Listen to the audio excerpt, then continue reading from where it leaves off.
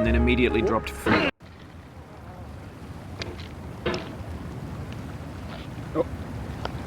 There's no feeling more intense than starting over. If you deleted your homework the day before it was due, as I have, or if you left your wallet at home and you have to go back after spending an hour in the commute.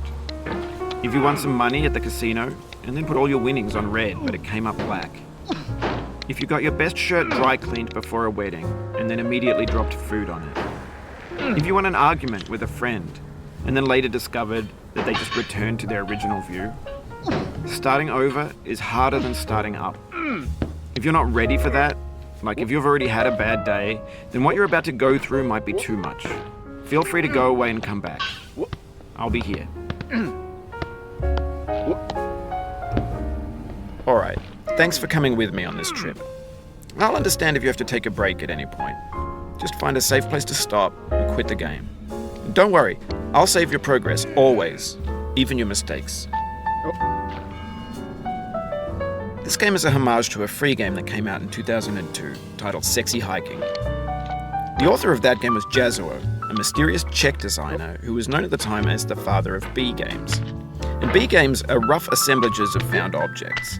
Designers slap them together very quickly and freely, and they're often too rough and unfriendly to gain much of a following. They're built more for the joy of building them than as polished products.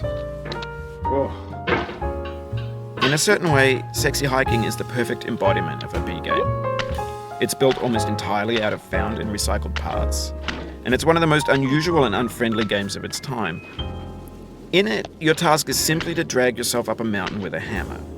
And that act of climbing, in the digital world or in real life, has certain essential properties that give the game its flavor. No amount of forward progress is guaranteed. Some cliffs are too sheer or too slippery. And the player is constantly, unremittingly in danger of falling and losing everything. Anyway, when you start Sexy Hiking, you're standing next to this dead tree that blocks the way to the entire rest of the game.